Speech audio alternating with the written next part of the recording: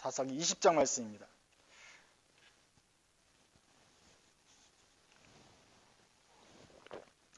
오늘 사사기 20장 말씀 어떤 춘묵기라는 제목으로 말씀을 전합니다. 오늘 본문에는 이스라엘이 예배를 드리는 것이 나옵니다. 예배하고 금식하는 장면이 많이 나옵니다. 과연 이 사람들이 어떻게 기도하고 예배하는지 살펴보면 좋겠습니다. 18장부터는 사사기 18장부터는 조금 분위기가 틀려지죠. 미간의 집이 나오고 레위인이 거기 들어갔다가 단지파가 북쪽으로 이사를 가면서 레위인을 데리고 가는 장면들. 뭔가 좀 개인의 가정이 문제가 있고 지파 전체가 문제가 있고, 그 다음에 19장에 와서는 또 다른 레위인이 나옵니다. 첩을도 없고 첩이 음행을 해서 갔다가 돌아오고, 돌아와서 또 기브아 집에 자는데 그 기브아 사람들이 이 사람과 동성애를 하겠다, 내놔라, 그래서 딸을 대신 내놓든지 부인을 내놓겠다 해서 결국 부인이 밤새도록 능욕을 당하고 죽게 됩니다. 이 레위인이 화가 나가지고 돌아가서는 그 시체를 잘라서 다 각국에 보내면서 12지파 모든 사람들이 다 분노하고 이런 일은 본 적이 없다라고 놀라고 것이 지난 일입니다. 이것이 지금 사사기의 거의 맨 마지막 클라이막스이면서 막장 이야기입니다. 오늘 20장이 바로 또 그 정점을 찍는데요. 그 모든 자손이 그 분노하면서 미스바 앞에서 여호와 앞에 모였습니다. 여호와 앞에 모였다는 말은 모여서 예배를 드리고 하나님의 뜻을 묻고 주님 앞에 경배한다는 뜻이 아닙니다. 지금은 그냥 화가 나가서 모인 것이에요. 레위 사람이 말합니다. 여차여차해서 내가 그래서 이렇게 여러분들을 모이라고 했고, 이스라엘 중에서 음행과 망령된 일을 행하였기 때문에 베냐민 지파를 처단해 주길 원한다. 그래서 백성들이 일제히 일어나서 이스라엘 중에서 망령된 일을 행한 대로 징계하자라고 결의를 합니다.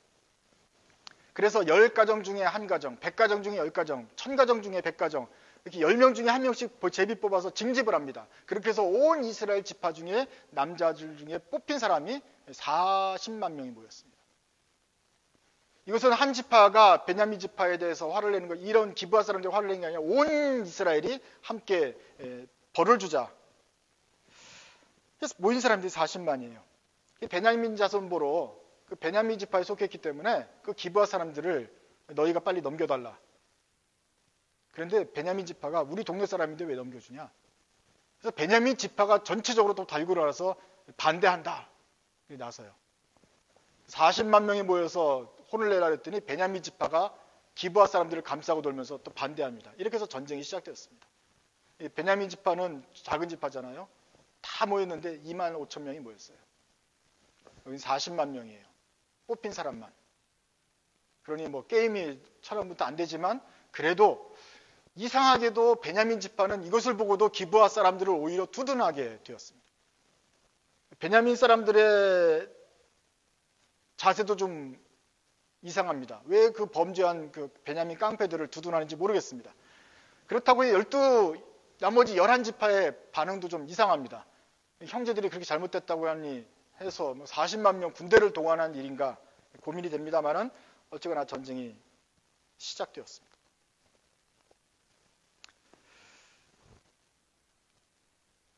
그렇게 해서 18절에 보면 그 사람들이 진을 치고 전쟁을 하기 전에 또 다시 하나님께 묻습니다. 이스라엘 제에서 일어나 베델에 올라가서 하나님께 여쭈어 이르되 우리 중에 누가 먼저 올라가서 베냐민 자손과 싸우리이까 하니 여호와께서 말씀하시되 유다가 먼저 갈지니라 하시니라.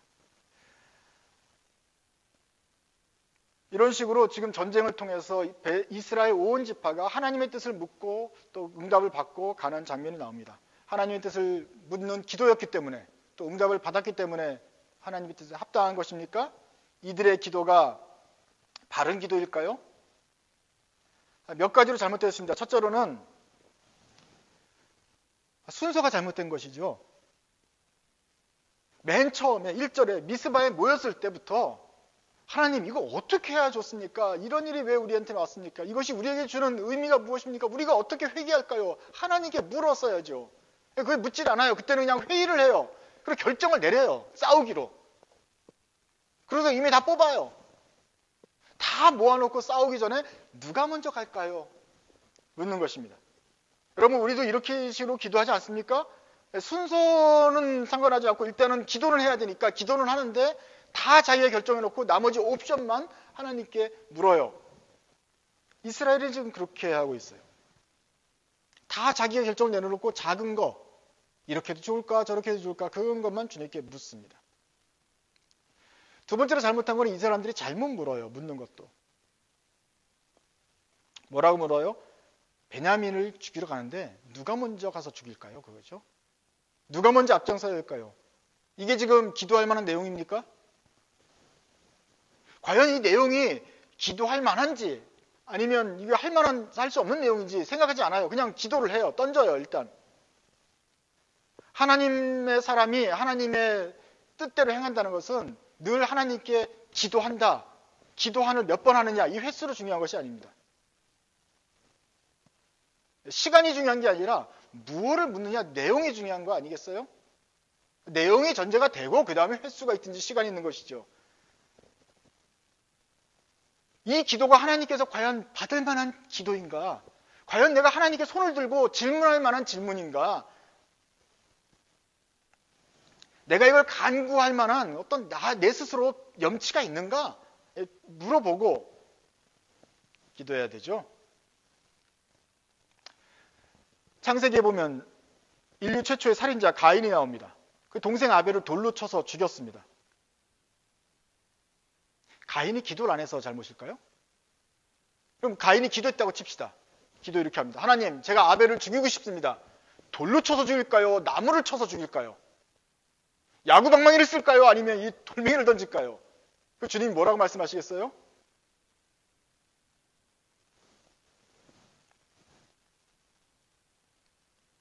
돌로 죽일까요? 칼로 죽일까요? 이런 질문이 하나님께 과연 드릴 만한 기도냐 이것이죠. 문제가 잘못된 거예요. 그러니까 답이 안 나오죠. 이스라엘이 범한 또 다른 오류는 자기네들이 그 답을 들었다고 착각하는 데 있습니다. 돌로 죽일까요? 칼로 죽일까요? 이런 말도 안 되는 질문을 해놓고 나서는 하나님이 응답하셨으니 우리가 돌로 치자. 이렇게 응답을 받았다고 착각을 하고 그걸 또 믿음을 가지고 확신 있게 가서 돌로 쳤다는 그 셈이 되는 것이죠. 하나님이 유다가 먼저 갈지니라 이런 말씀하셨다 그래요. 하나님이 유다가 먼저 가서 베냐민 죽이라 그랬습니까? 아니면 이 사람들이 유다가 먼저 가라고 하셨다고 착각했다고 한 것입니까? 성경은 어떻게 되어 있어요?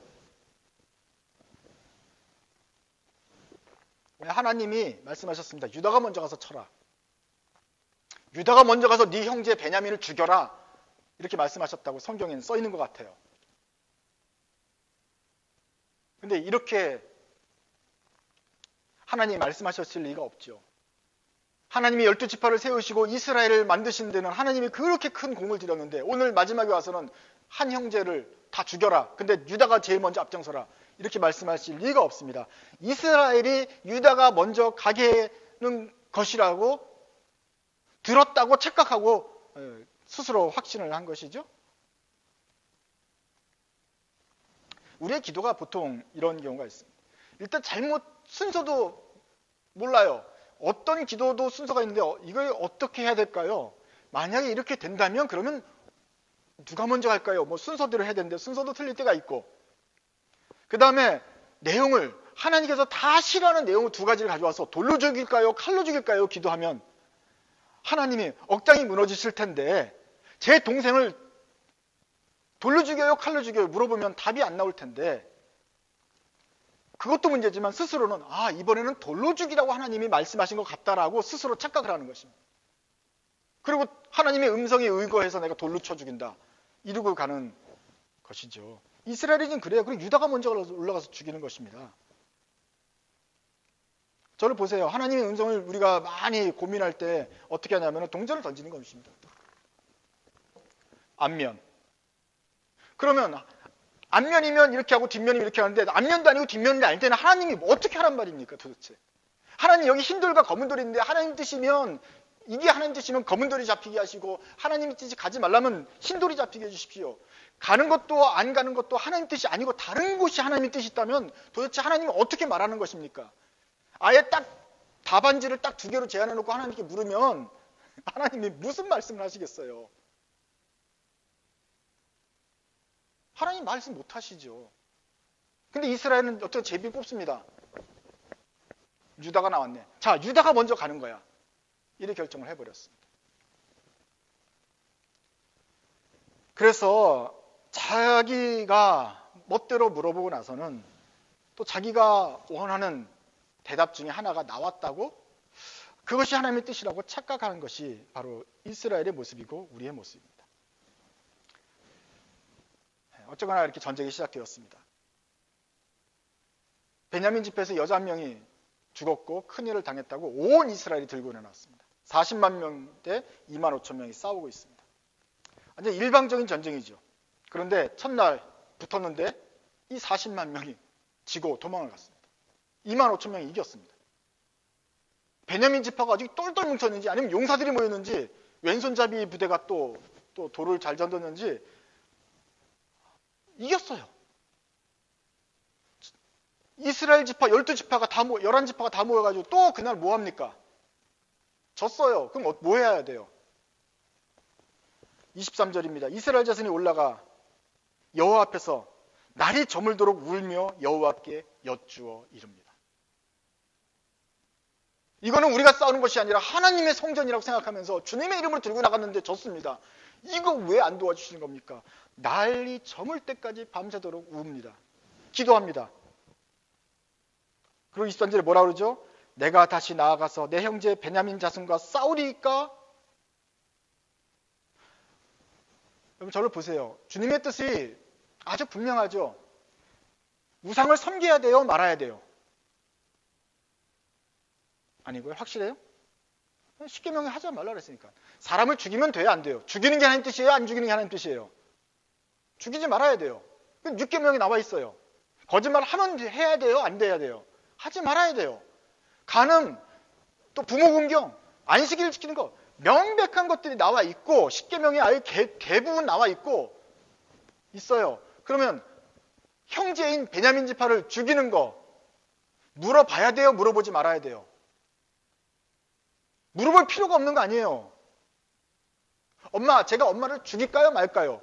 그럼 육계명에 해당 저쪽이 돼요? 아니면 그 살인하지 말라, 부모 공경하라 5계명에 해당 저쪽이에요? 어느 게 먼저 가장 큰 죄일까요? 둘 다 안 되는 거죠. 물어보면 안 되는 거죠. 근데 얘네들은 지금 밤새도록 울며 기도하면서 왜 우리가 졌습니까? 이제 어떻게 죽일까요? 물어봅니다. 하나님이 대답할 말이 없어요. 그런데 이 사람은 또 그렇게 들어요. 여호와께서 말씀하시되 올라가서 치라.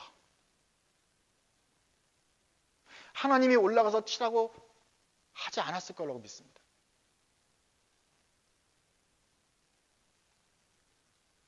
특별히 사사기에서는 올라가서 치라 그랬으니까 하나님이 했다라고 믿으면 그렇게 보면 안 된다 그랬죠.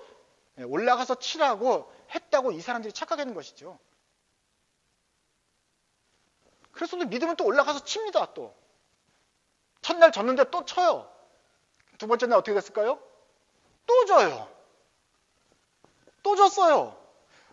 첫 번째도 기도하고 갔어요. 응답을 받았다고 생각하고 갔어요. 올라와서 밤새도록 울면서 기도했어요. 기도 시간을 2배로 늘린 거죠. 그러고서 응답을 받았고 또 갔어요. 또 졌어요. 이제 어떻게 해야 되죠? 더 열심히 기도해야 되는 것이죠. 네. 더 열심히 기도하는 걸로 지금 이미 생각이 딱 제한이 됐기 때문에 우리가 안 된 것은 시간이 부족해서 간 것 같다. 정성이 부족했나 보다. 기도를 제대로 안 했나 보다. 다시 기도하자라고 하는 겁니다. 다시 기도해요. 네? 다시 기도합니다. 그게 26절입니다. 같이 읽을까요? 26절 시작. 이에 온 이스라엘 자손 모든 백성이 올라가 베델에 이르러 울며 거기서 여호와 앞에 앉아서 그날이 저물도록 금식하고 번제와 화목제를 여호와 앞에 드리고, 계속 있습니다. 이스라엘 자손이 여호와께 물으니라. 그때 하나님의 언약궤가 거기 있고 아론의 손자인 엘르아살의 아들 비느하스가 그 앞에 모시고 섰더라. 지난번에는 우리가 밤새도록 기도했는데 정성이 부족했나 보다. 오늘은 날이 저물도록 뭐해요? 금식을 해요. 하나님이 기뻐하시는 금식인데 우리가 그걸 까먹었네. 금식하자. 예배가 우선이지. 번제를 드리고 화목제를 드리고 먼저 주님하고 우리가 화목해야 돼. 죄가 있으면 안 돼. 주님께 다 용서를 받고 깨끗한 마음으로 가서 형제를 죽여야 돼. 그래서 예배를 드렸어요. 그리고 밤새도록 금식하면서 하나님께 울며 불며 매달려서 기도했어요. 하나님께 물었을 때 그냥 물은 것이 아니에요. 옛날에는 그냥 전쟁이라고 해가지고 그냥 전쟁터에서 약식으로 했는지 모르겠는데 이제는 정식으로 모든 의례와 규칙에서 완벽한 모습으로 하나님께서 가장 원하시는 것 같은 걸로 다 차별합니다. 그게 뭐예요?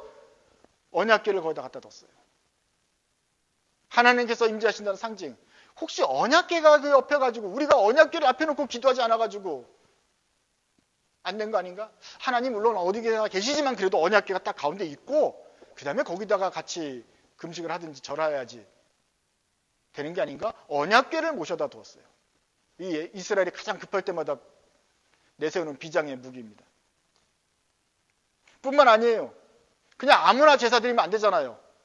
그래서 아론의 손자이며 엘르아살의 아들인 비느하스, 정통 대제사장 가문의 직계 비느하스 제사장을 물론 나이가 들으셨겠지만 모셔다가 거기 딱 세우고 정통 법궤가 있고 거기에 정통 출신의 그 제사장이 계시고 거기에 우리가 온 사람들이 금식을 하면서 하나님께 영광과 찬송을 드리고 번제와 화목들에서 모든 죄를 깨끗하게 하고 묻습니다. 누가 먼저 올라가서 형제를 죽일까요? 이러면 하나님이 제대로 이번에야말로 제대로 응답하시겠지. 그렇게 생각했던 것입니다.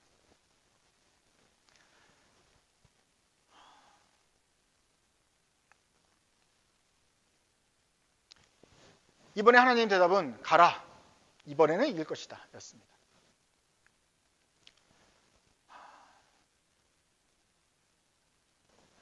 도대체 살인죄를 먼저 저지를까요? 우상숭배죄를 먼저 저질까요? 아니면 도둑질을 먼저 할까요?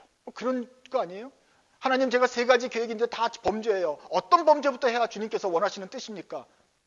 이런 거 아니에요. 주님의 말은 뭐겠어요? 하지 마. 셋 다 하지 만데 셋 중에만 말하세요. 1번, 2번, 3번 중에서 어느 그 죄를 먼저 저지를까요? 이런 식으로 물어보면서 하죠. 하나님이 1, 2, 3 중에 내가 선택할 게 아무것도 없다라고 해도 안 돼요.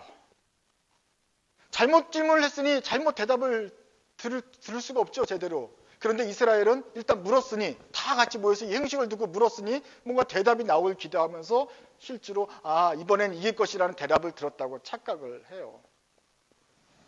이건 너무나도 아주 쉬운 이야기 아닙니까? 하나님께서 죽이라고 말씀하지 않고 차마 할 말이 없어서 그러고 있는 중인데 이스라엘은 이번에는 이길 것이라고 음성을 들었다고 착각을 하는 것입니다. 여러분, 하나님 뜻을 분별하는 데는 하나님의 뜻, 하나님께서 원하신 것을 아는 마음이 중요한 것이지 그 기도의 내용이 중요한 것이지 어떻게 기도했는가, 어떤 법궤를 가지고 어떤 종교적인 모습을 가지고 얼마나 자주, 얼마나 오래, 얼마나 길게 했느냐가 중요한 것이 아니다라는 것을 이스라엘을 보면서 깨달으십시오. 이렇게 웃긴 이야기를 통해서 우리한테 알려주시려고 적어놓으셨습니다. 어떤 종교적인 의식이나 외적인 모습이 상관이 없다. 하나님의 뜻은 하나님의 뜻답게 행동하면 되는 것이다 하는 것이죠. 어쨌거나 이번에 이길 것이라는 말을 들었습니다. 그런데 이스라엘 지휘관들은 생각이 좀 틀렸어요. 똑같이 나가면 또 질 것이다. 뭔가 바꿔야 된다. 전략을 바꾸자. 하나님의 기도도 드렸을 뿐만 아니라 자기네들의 최선을 다합니다. 왜냐하면 군대를 일부를 매복을 시켜요. 그리고 대부분의 군대는 후퇴 양동 작전을 써요. 그래서 후퇴하는 척하면서 적군을 유인해요. 유인해서 성이 빈 다음에 이 숨겨놨던 매복팀이 가서 성을 점령하고 성을 불살라요. 그러면서 양쪽에서 협공을 해서 베냐민을 치는 작전을 하는 것이죠. 그 전략을 짰어요. 그런데 하나님이 이번에 이길 것이다 라는 그 약속이 있어서 이겼는지 아니면 전략이 훌륭해서 이겼는지 몰라도 하여간 이번에는 이겼어요. 이번에는 이겼습니다.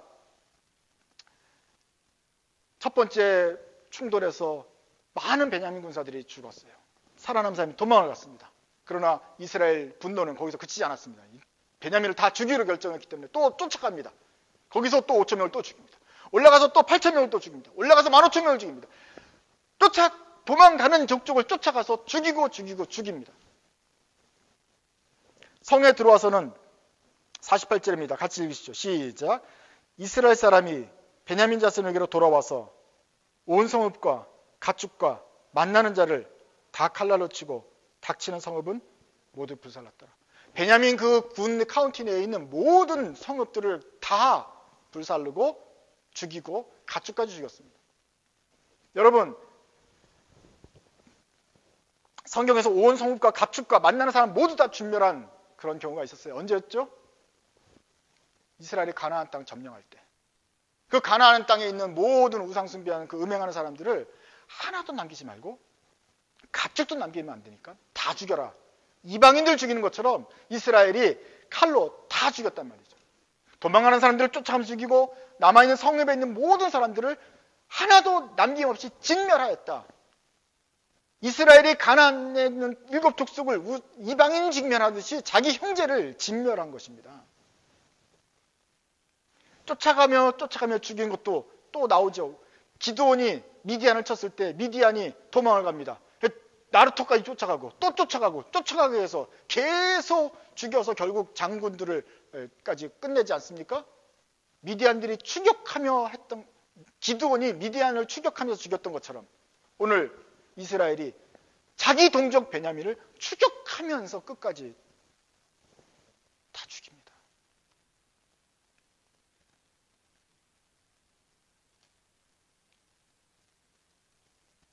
형제예요. 우리 지파예요. 그런데 이방인처럼 나쁜 놈들처럼 그렇게 죽여요. 그래서 이것이 사사기의 최고 막장 드라마인 것입니다. 한 명, 두 명, 한 가족의 문제가 아니라 온 지파 전체가, 12지파 전체가 다 미쳤고, 베냐민 지파도 그거 당연히 이건 안 되는 건데도 불구하고 기브온 그 깡패들을 감싸고 또 싸우는 것이 완전히 이스라엘이 분별하지 못하고 이방인 죽이는 것처럼 그렇게 되어버렸다는 것입니다. 그렇게 해서 베냐민 지파는 거의 다 사라져버리고 말았습니다. 오늘 28절에 보면 잠깐 그 문제가 하나 등장합니다. 아론의 손자인 엘르아살의 아들 비느하스가 제사장이 되어서 그 법궤 앞에 모시고 서면서 예배드리는 장면이 나옵니다. 여기서 비느하스가 나왔다는 게 전 문제가 좀 됩니다. 비느하스는 누구죠? 아론의 손자입니다. 아론은 누구냐면 모세 형이에요. 모세는 가나안 땅 들어오기 전에 죽었어요. 그러니까 아론도 그때쯤 죽었거나 그 전후에 죽었을 거예요. 그리고 가나안 땅에 들어와가지고는 그 아빠 엘르아살이 있고 그 다음에 손자인 비느하스가 벌써 있을 거예요. 그런데 사실 비느하스는 광야 때부터 벌써 나옵니다. 광야 40년 있는 동안에도 벌써 비느하스 청년이 이스라엘 백성이 음행을 하자 창을 들고 들어가서 음행하는 남녀를 꿰뚫어 죽이고 종교를 개혁하면서 다시 경건을 회복하게 하는 장면으로 나옵니다. 그래서 민수기 25장에 비느하스가 벌써 등장을 했어요. 민수기 지나고 사사기 들어와서 여호수아 때 다 점령하고 사사기 들어와서 시간이 지나는 것입니다. 온니엘, 에운, 기드온까지 다 지나서 지금 삼손까지 왔는데 다 끝나는 마당에 지금 사사기 시대만 400년을 잡고 있는데 사사기의 맨 마지막에 와서 비느하스가 지금 제사를 집전하고 있어요. 아니 민수기에서 살았던 사람들이 어떻게 지금 사사기 끝장까지 와서 살아있을 수가 있느냐, 이것이 문제가 되는 것이죠. 도대체 이걸 어떻게 해결해야 되느냐. 왜 중요하냐면은 이걸 그냥 쉽게 성경이 잘못 썼네, 성경이 오류네, 이렇게 얘기하면 이것도 오류면 다른 것도 다 오류가 될 수 있기 때문에 그게 쉽지 않습니다. 오류를 할지라도 어떻게 된 것인지 우리가 해석을 하고 들어가야 됩니다. 첫째로는 이런 겁니다. 이 비느하스가 그 비느하스가 아니다. 그때 민수기 때는 등장한 비누아스는 진짜 아론의 제사장이고, 여기가 이제 다른 비누아스인데, 다른 비누아스 제사장인데, 여기서 지금 착각을 했는지 뭐 아론의 손자인 엘르아살의 비누아스라고 했는 거, 요 부분은 지워라. 그냥 비누아스일 것이다. 동명이인일 것이다. 근데 여기는 착각해서 넣은 거다라고 하는 사람도 있겠죠. 그러니까 성경에 이런 군데군데 이런 잘못된 것들이 많다 하는 생각일 수가 있습니다. 그렇게 하면 좀 그러니까 두 번째 해석은 이것입니다. 좀 넓게 해석하자. 분명히 민수기 때 살았던 비누아스가 아직까지 살아있을 수는 없으므로, 벌써 400년 동안이나 계비인데 이 사람이 뭐 그럼 500년 살았다는 것도 아니니까, 이것은 넓게 보자. 아론의 손자이며 엘르아살의 아들인 비느하스라는데, 그 손자와 아들을 바로 그 아들, 그 손자로 말하지 말고 손자자 손손, 아들들들 이렇게 보면은 아들의 아들의 아들. 그래서 나는 비느하스 5세, 비느하스 6세, 엘르아살 2세. 이해되십니까? 그러니까 할아버지 이름을 따서 또 비느하스, 자자손손일 것이다 라고 하면 말이 돼요. 그러면 직계이면서 왜 비느하스를 모셨는지, 왜냐하면 아론의 손자 손손손손 이시기 때문에 정통성 있는 분이니까 왔을 것이다 라고 말을 해도 돼요. 그러니까 이거는 다 지우는 건 아니고 손자만 하나 더 넣자, 자자손손이라고 해가지고 넣으면은 조금 이해가 더 쉽지 않겠나 라고 할 수도 있어요. 세 번째 해석은 사사기 자체가 역사서이긴 하지만 다른 역사서하고는 좀 틀리고, 다윗과 솔로몬 이어지는 그 역사서는 순서대로 했지만 이 사사기는 순서대로 쓴 책이 아니고 처음부터 작은 막장서부터 시작해서 점점 타락이 심해지다가 맨 마지막에 가장 큰 막장을 배치한 그 순서다. 여러 가지 400년 동안 일어난 것들 중에서 이게 차곡차곡 해서 점점 더 타락해가는 그 죄가 정도가 심한 거를 뒤에다 놓고 그나마 조금 작은 걸 앞에는 이런 순서가 보였지 않습니까? 그것대로 오늘 마지막에 이렇게 넣은 것이다. 그러니까 비느하스는 맨 뒤에 사실이 있는 것이 아니라 사실상으로는 앞에 나와 있었던 사건인데, 그러면 이제 비느하스가 살아있을 수가 있죠. 그런데 쓰는 순서상 이제 뒤에다 넣은 것이다. 이렇게 되면 성경을 또 순서를 완전히 바꿔야 되는 오류가 있지만, 우리가 사실 이번에 사사기 볼 때는 바로 그러한 관점을 가지고 봤습니다. 점점 더 악해져 가지고 21장까지 가서는 정말 대책이 안 서는 아주 캄캄한 암흑기로 일부러 이렇게 배열었다고 보면은, 그러면 이 비느하스가 진짜 그 비느하스일 수가 있겠다 라고 생각이 돼요. 여러분은 어느 것이 가장 여러분 듣기에 합리적으로 생각합니까?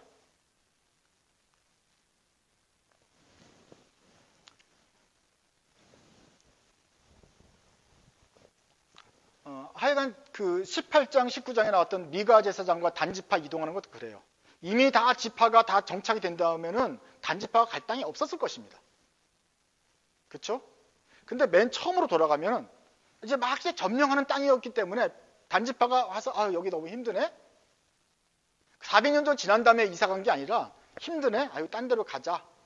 그래서 저 위로 저 빈 땅을, 아직까지 빈 땅을 가서 차지하러 바꿀 수 있겠다. 그래서 미가 제사 18장, 19장, 20장 요때가 사실 시기적으로는 가장 앞에 있던 시기인데 뒤에 뺀 것일 수 있겠다. 이렇게 연결이 되는 해석이 세 번째고 그렇습니다. 그러나 이 세 가지 중에 어느 것이 진짜인지 아무도 몰라요. 세 가지 외에 더 다른 해석이 있을 수도 있어요. 왜냐하면 우리 성경에서는 거기까지밖에 말하지 않기 때문에 그렇습니다. 그러나 우리가 성경을 진지하게 본다면 아론의 손자인 엘르아살의 비느하스, 엘르아살 아들 비느하스, 이 구절을 그냥 넘어가면 안 되는 것이죠. 이걸 해결을 해야 되는 것이죠. 해결을 하는데 요한에서는 해결이 없고 아까 말한 세 가지 가능성과 또 다른 가능성이 있겠다. 이럴 때 우리가 어떻게 됩니까? 그래서 우리가 성경만 보면 안 됩니다. 성경을 보면서 자기 나름대로의 성경을 보는 관점이 생겨야 되는 것입니다. 성경을 보는 관점이 생기고 어느 쪽이든지 간에 그 섬겨서 해석을 해가면서 하나님 말씀을 듣는 훈련을 하다가 보면 스스로 또 각자에 맞게 나는 이번 이런 식으로 해석하는 게 훨씬 더 다른 부분도 해석하는 게 일관성이 더 있는 것 같아. 또 어떤 사람은 난 이렇게 보는 게 합리성 있는 것 같아 하면서 관점이 생겨야 된다. 이런 관점을 어려운 말로 성경 신학이라고 말을 하죠. 성경을 보는데 거기서 나타난 어떤 관점을 정리한 게 성경 신학인 것입니다. 그래서 여러분들은 성경 신학과 역사 신학과 다른 신학들을 자주자주 접해서 하나님 말씀을 보고 분별하는 능력을 키우셔야 합니다. 이 세 가지 중에 여러 가지 관점이 있을 수 있다는 가능성도 열어놓으셔야 됩니다. 왜냐하면 나도 어떤 것이 정확한지 모르니까 나는 이쪽을 선호하지만 그렇다고 해서 모든 문제를 다 해결할 수 있는 것은 아니므로 겸손하게 나도 한 가지 가능성을 택했다라고 한다면 다른 사람의 가능성도 존중을 해야 하는 것입니다. 그리고 서로 간에 각자 다른 관점을 가지고 있는 것을 보면서 우리가 종합적으로 조금 더 성경을 잘 이해할 수 있는 눈이 열리도록 하면 좋겠다. 그래서 어떤 최종적인 해석이 있다고 고집하지 말고 겸손하게 가능성을 열어두면 좋겠다. 어쩌거나 그렇습니다. 이스라엘이 묻습니다. 하나님, 우리가 누가 먼저 올라갈까요? 돌로 쳐서 죽일까요? 칼로 쳐서 죽일까요? 우상숭배를 먼저 할까요? 아니면 살인을 먼저 할까요? 이런 말도 안 되는 질문을 던질 때 여러분이 하나님이라면 뭐라고 대답하시겠어요? 여러분이 아는 하나님은 뭐라고 대답하시는 분이에요? 오늘 성경에는 안 나와요. 유다가 먼저 올라가라 그랬어요. 오늘 가면 이길 거라 그랬어요. 오늘은 반드시 이길 거라 그랬어요. 반드시 이길 거라고 사사기 20장에 써있지만 이것은 하나님 뜻은 아닌 것 같아요. 내가 아는 하나님은 이럴 때 이렇게 말씀하셨을 것 같아요. 야, 이 멍청이들아, 너희가 지금 무슨 짓을 하고 있는지 아냐? 지금 너네가 싸우는 게 미디안이 아니야. 너네 형제야, 베냐민이야. 정신 차리고 좀 돌아가, 좀 진정하고 좀 생각 좀 해. 아마 이랬을 것입니다. 하나님 말씀이 분명하죠. 왜 형제를 죽이면 안 돼? 가인아, 아벨을 죽이지 마! 하셨을 것입니다. 그런데 칼로 죽일까요? 돌로 죽일까요? 물어보니 하나님이 할 말이 없어요. 그래서 오늘 20장에서는 하나님이 말씀하지 않으셨습니다. 너네들이 이렇게 하면 안 돼라고 말해야 되는데 그분이 그 말씀 안 하시고 그냥 가만히 계셨어요. 그러니 이스라엘이 스스로가 유다가 먼저 올라가자 결정을 해버린 것이에요. 자기 멋대로 해석하는데 내가 유다가 가라는 말을 한 적이 없어라고도 말하지 않았어요. 그렇게 해석을 하든지 오늘 이긴다고 자기에게 멋대로 해석하든지 간에 하나님은 가만히 계셨어요. 타락한 이스라엘이 자기 꾀에 빠져서 자기 죄에 물들어서 그 본성대로 악한 대로 행하도록 주님이 내어버려 두셨습니다. 그리고 자기 죄에 따라서 심판을 받도록 버려두셨습니다. 이것이 하나님의 침묵이었습니다. 지금까지는 이 사람을 위해서 사사를 세우셨어요. 이스라엘 위해서 이 사람들을 위해서 다른 민족을 통해서 고난을 주시고 깨우치라고 하셨어요. 그런데 7번이 지났습니다. 그래도 깨우치지 않고 그 고집을 부리자 이제 18장 이후부터는 하나님이 말씀을 하지 않으시고 그 우스꽝스러운 모습 그대로 그냥 내어버려 두십니다. 이 사람들이 레위인을 부르다가 자기 가정재단도 쌓고요. 우상도 만들고 단지판을 막 옮기기도 하고 온 이스라엘이 열받아서 확 일어나서 주님의 뜻을 묻고 하나님의 뜻에 성전을 뜻에 입각해서 성적 거룩한 전투를 벌이기도 하고 온갖 금식과 예배를 드리다 할지라도 하나님은 가만히 계셨어요. 그래서 사사기 20장에는 하나님이 침묵하셨습니다. 하나님은 말씀하시고 살아있으면서 말씀하시는 분입니다. 그러나 가끔 하나님이 침묵하실 때가 있습니다. 그런 시기가 성경에 여러 번 나오는데 첫 번째로는 창세기부터 출애굽기 사이에 있습니다. 요셉이 나가서 그 이집트 땅에 가서 총리가 되는 동안에 이스라엘이 이주하면서 400년 동안 번성했습니다. 그런데 400년 동안에 그 이집트로부터 온갖 고초를 겪어 나가는데 하나님이 선지자를 보낸다든지 말씀을 통해서 권면한다든지 하지 않았어요. 400년 동안이나 주님이 침묵하셨고 모세를 떨기나무 불꽃 가운데 만나셔서 내 백성을 가게 하라 라고 말씀을 주신 것, 그때가 하나님이 다시 말씀하시기 위한 시작이었어요. 그래서 이스라엘은 그때 400년 동안이나 주님이 침묵하셨어요.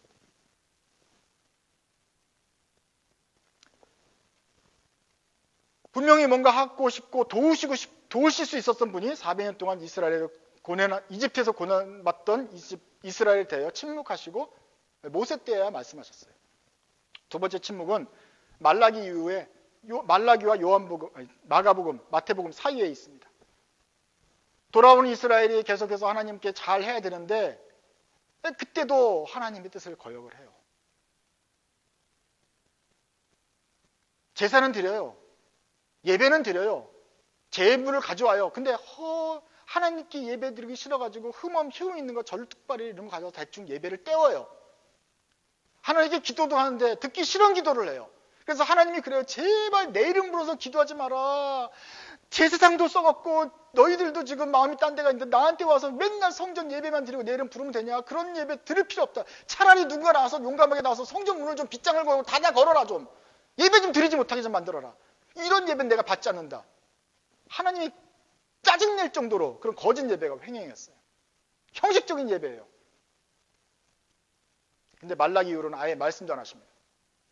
그러는 동안 그리스한테 핍박을 당하고 로마한테 핍박을 당하면서 이스라엘이 큰 고초를 당하는데 400년이 지난 다음에 세례 요한이 처음으로 입을 열어서 선지자가 되어서 하나님의 침묵기가 끝나게 됩니다.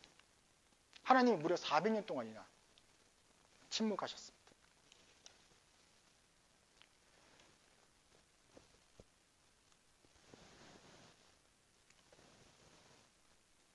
공통점이 있죠? 400년이었다는 거예요.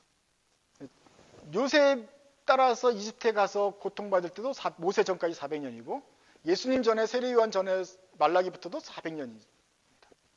그래서 하나님이 한번 침묵하시면 400년 동안 보통 침묵하세요. 이 4자도 그러니까 오랫동안 침묵하실 때도 있다는 거예요. 아주 크게 하나님이 결심하시고 할 때가 있습니다. 그런데 오늘 이 사사기 20장도 우리는 하나님이 침묵하신 것을 봅니다. 하나님이 말씀하시고 그냥 죄 행하도록 내어버려 두세요. 물론 이 400년 동안 하나님이 완전히 말씀을 안 하신 건 아니에요. 이번 사사기 400년은 좀 틀려요. 중간중간에 사사를 세우셨잖아요. 그래서 이스라엘을 구원하셨잖아요. 선지자를 보내서 너희들이 이렇게 하면 안 된다고 계속 있고 이스라엘 백성이 그걸 듣고 울고 회개도 했잖아요. 중간중간에. 그래서 실제로 이 사사기 시대도 400년입니다. 공교롭게도. 근데 이 400년 동안에 하나님이 완전히 말씀 안 한 건 아니고 거듭거듭 말씀을 했어요. 이스라엘이 들었습니까? 안 들었습니다. 계속 말씀하시고 사사를 세워서 구원하는데 그게 결국 이스라엘에 영향을 미쳤습니까? 미치지 않고 점점 더 악해지기만 했습니다. 그러니 이 사사기 시절에는 하나님이 말씀하시고 선지자를 보내시기는 하셨지만 실질적으로는 기능적으로는 침묵기였다. 말씀 안 하신 거 똑같다. 그래서 사사기 지금 20장에서 하나님께 금식을 하고 제물을 드리고 제사를 드리고 예배를 드리는 것이 아무리 쇼를 해도 그것이 말라기에서 거짓 제사 드린 것과 연결이 되더라. 그래서 하나님께서 아예 침묵하는 것처럼 보이게 되더라. 그 실질적으로 사사기 혼란한 기간에 하나님의 왕이 없으므로 자기 소견에 오른 대로 행했다. 사사기 전체가. 하나님의 음성이 듣지 못하고 하나님도 말씀 안 하시고 자기 소견에 오른 대로 행한 어떤 400년간이 있었다. 그래서 이 사사기 400년도 침묵기라고 볼 수가 있다고 하는 것입니다. 이런 침묵기 때 이스라엘은 어떻게 했습니까? 구원자 보내주면 할렐루야 하다가 또다시 죄짓고 또다시 죄짓고 하다가 이제 마지막 가서는 어떻게 합니까? 하나님이 침묵하세요. 그러자 이 침묵을 견디지 못합니다. 그래서 제사를 드립니다. 금식을 합니다. 하나님 말씀하세요. 법궤를 가져다 놓고 제사를 드립니다. 비느하스를 모셔다 놓고 제사를 성대하게 바치면서 울며 금식하며 날이 저물도록 하나님께 애걸복걸합니다. 말씀하세요.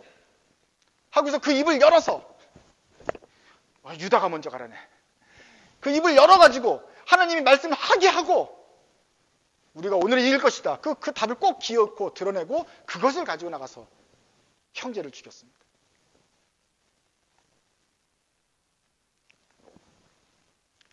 그래서 사사기는 얼마나 막장이냐면은 하나님이 침묵하셔도 그 침묵을 기다리지 못하고 침묵하는 하나님으로부터 기어이 답까지 받아내는 정도의 막장을 보여주고 있습니다.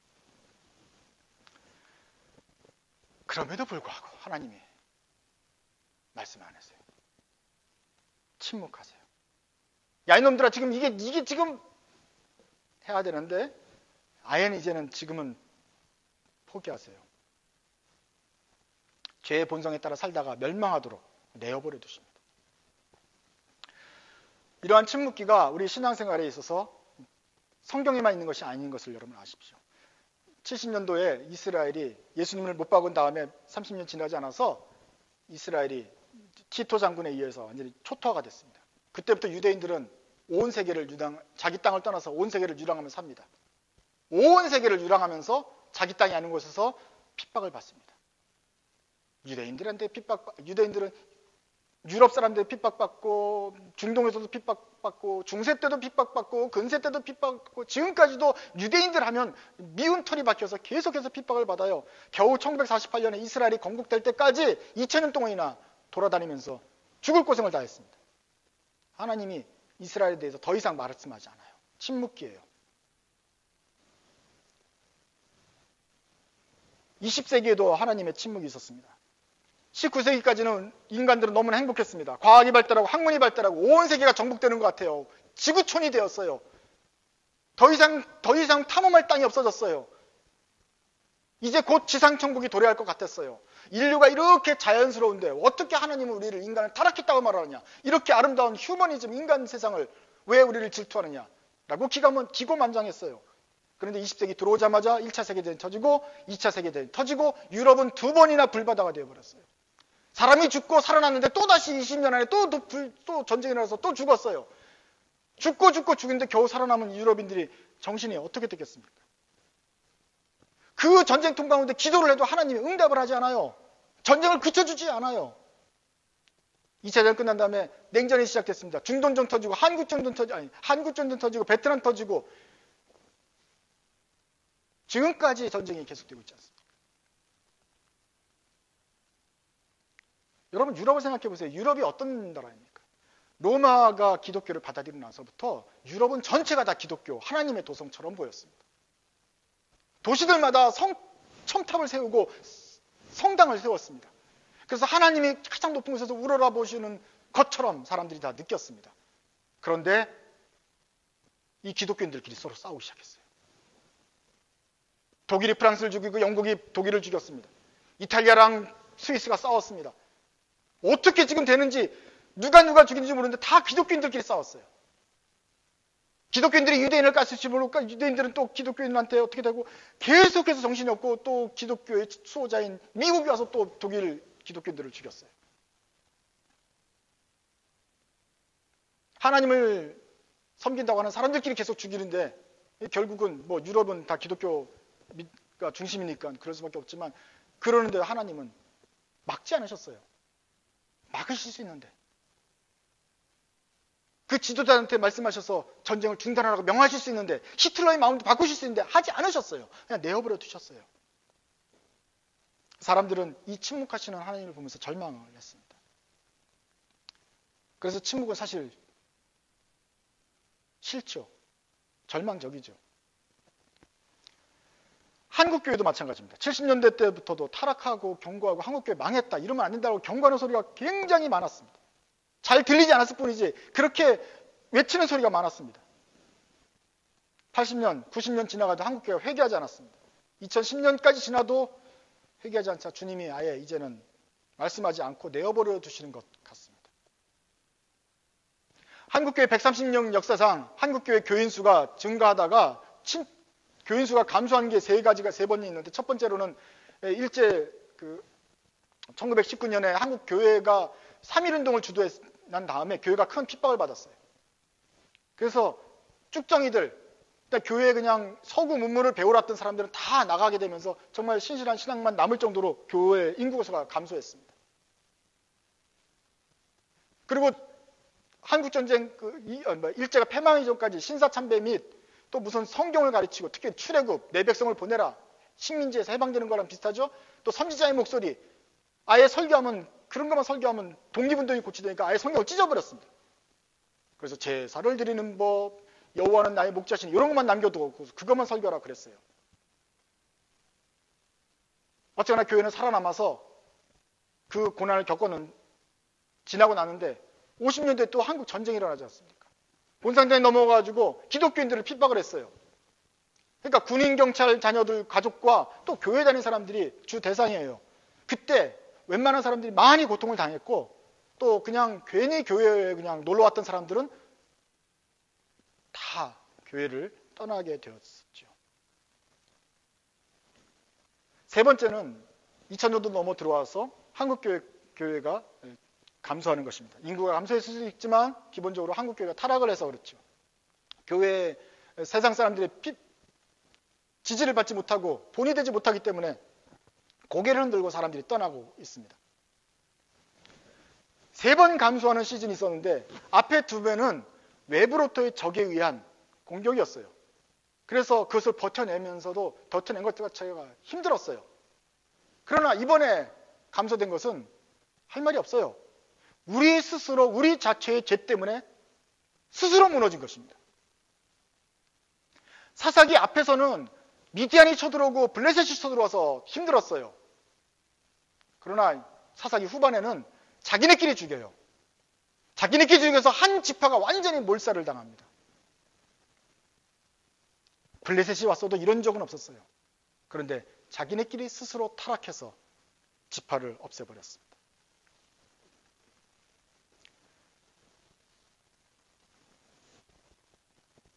하나님의 침묵기는 가정과 국가에도 있겠지만 개인에게도 있습니다. 우리 개인에게도 살면서 하나님이 정말 말씀하시지 않는 것처럼 내어버려 두시는 것처럼 아무 말씀 안 하고 답답할 때가 있습니다. 욥이 이렇게 말했습니다. 그 가정 고난을 당했던 욥이 욥기 23장 이렇게 말해요. 그런데 내가 앞으로 가도 그가 아니 계시고 뒤로 가도 보이지 아니하며 그가 왼쪽에서 일하시지만 내가 만날 수가 없고 그가 오른쪽으로 돌이키시지만 배울 수가 없구나. 그러나 내가 가는 길을 그가 아시나니 그가 나를 단련하신 후에는 내가 순금같이 되어 나오리라. 그가 나를 단련하신 후에는 내가 정금같이 되어 나오리라. 이런 유명한 말씀이 있는데 그 말씀 바로 앞에 욥의 한탄이 나와요. 하나님이 침묵하시는구나. 앞에도 안 계시고 뒤에도 없고 왼쪽에도 볼 수가 없고 오른쪽에도 내가 발견을 못하겠구나. 욥의 침묵이었습니다. 여러분, 하나님이 이렇게 침묵하실 때 그러면 과연 우리 신자들은, 하나님의 아들들은 무엇을 해야 됩니까? 회의를 해야 하고 기도하고 이럴 때일수록 외배하고 제사를 더 잘 드리고 법궤를 모시고 제사상 혈통인 사람을 모셔다가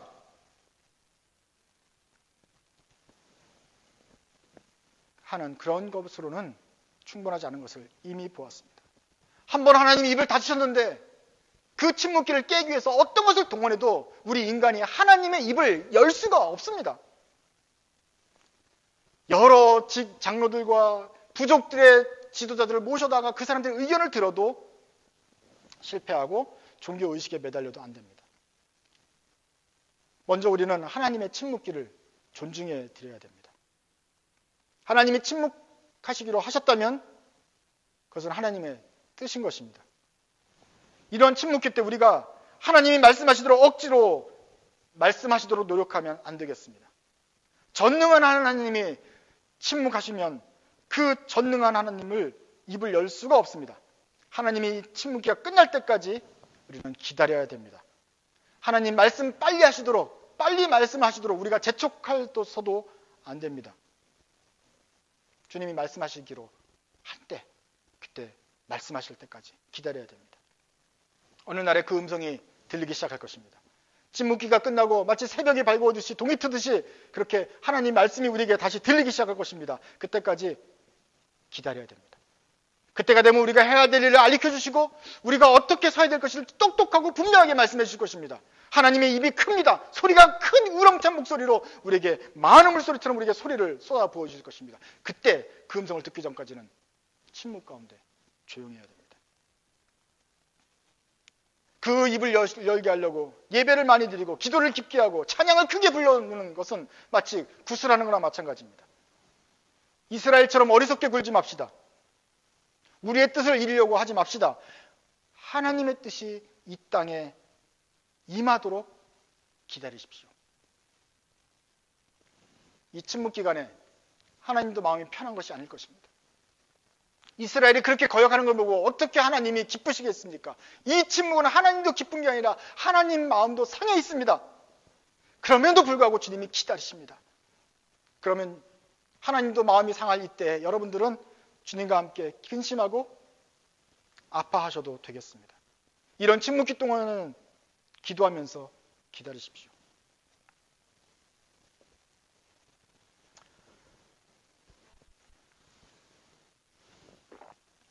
그러면은 이 침묵기가 끝나는데 언제 끝나게 될 것인가 하는 걱정이 또 있을 것입니다.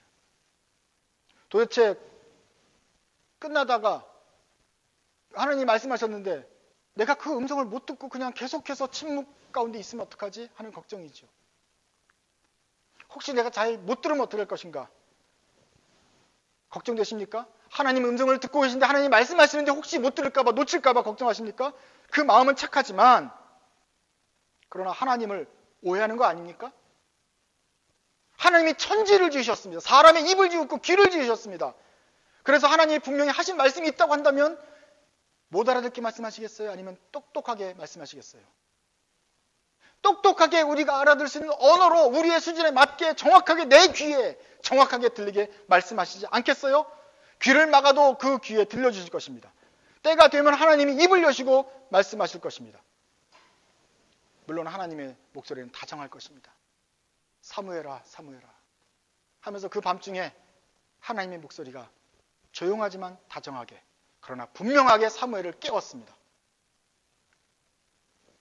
하나님 말씀하신다면 착각하거나 그냥 말씀하셨는데도 못 듣고 지나치고 그렇게 말씀하시지 않습니다. 그러니 여러분들은 하나님이 분명히 말씀하실 것을 믿고 그때까지 기다리십시오. 때가 되면 여러분들이 분명하게 그 크신 뜻을 똑똑하게 알게 될 것입니다. 물론 듣지 못하는 사람도 있습니다. 죄에 빠져서 하나님의 분명한 음성을 듣고도 듣지 못하는 사람이 있습니다. 귀가 가려진 사람입니다. 그러나 그 사람들은 걱정할 필요가 없습니다. 하나님의 자녀가 아닙니다. 내 양은 내 음성을 듣는다고 했습니다. 오늘날 너희가 내 음성을 듣기를 원하노라. 그 너희들은 그의 기르시는 양이라 그랬습니다. 하나님의 목장 안에 있는 양들은 그 음성을 듣습니다. 그러나 목장 안에 있지 않은 나의 양이 아닌 사람은 들을 수가 없습니다. 하나님이 말씀하셔도 목이 곧아서 그 말 듣기를 거역하는 사람은 하나님 말씀이 들리지 않고 그에게는 영원한 침묵이 계속될 것입니다. 그러나 하나님의 자녀는 하나님의 음성을 듣습니다.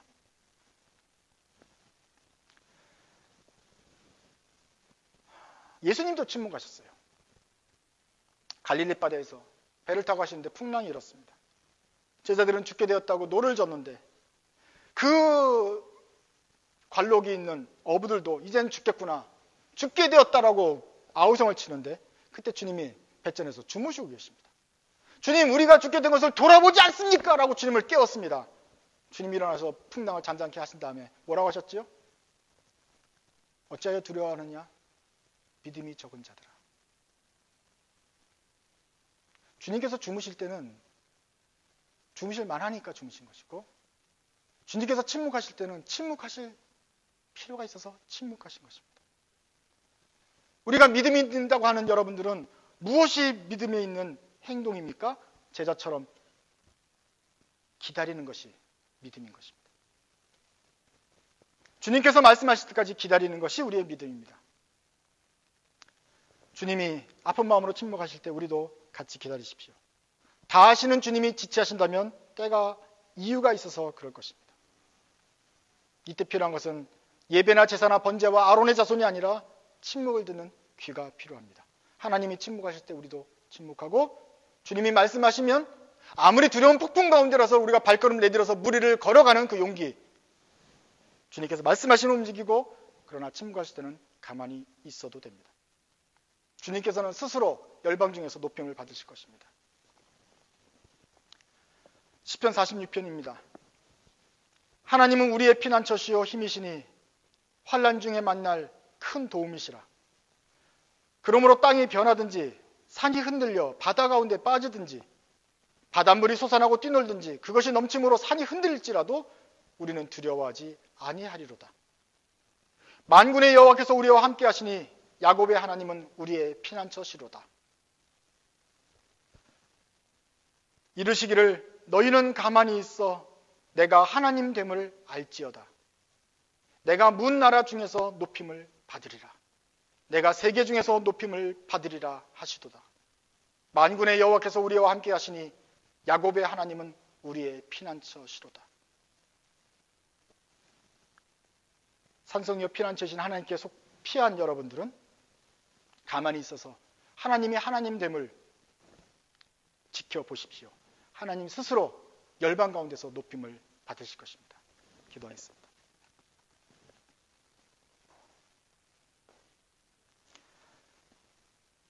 하나님, 우리는 개인의 침묵기와 또 국가와 세계 생성 침묵기를 지나면서 초조하고 답답해했습니다. 늘 말씀하시고 우리와 대화하셨던 하나님이 어느 순간 말씀하시지 않는 것을 보면서 두려워하였고 초조하였고 답답하였고 주님의 입을 열어서 그 음성을 듣고 싶었습니다. 주님께서 반드시 이때 말씀하시고 도와주시면 저희가 형통할 거라고 믿는데 주님이 침묵하신 것을 차마 기다리지 못하였습니다. 나이 나된 것을 아시고 내가 필요한 모든 것을 이미 아시는 주님, 입으로는 고백하지만 실제 기도할 때는 주님의 침묵을 견디지 못하였습니다. 믿음이 적다고 알려주시니 감사합니다. 주님, 다시 한번 저희의 믿음을 적은 것을 고백하오니 저희의 믿음 없는 것을 도와주옵소서. 이제 다시 한번 주님의 침묵도 믿음으로 받아들이며 주님께서 나아가실 때 나아가고 멈추실 때 멈추는 저희가 되도록 도와주옵소서. 이스라엘 백성들이 스스로 주님의 뜻을 알기 위하여 노력했던 것과 같은 실수를 저희 삶에서 제하여 주시고 주님께서 기대하셨던 것처럼 믿음이 있는 제자들 되어서 주님과 함께 움직이는 저희들 되게 하여 주옵소서. 하나님, 이 세상이 아직도 혼란하고 주님 어두운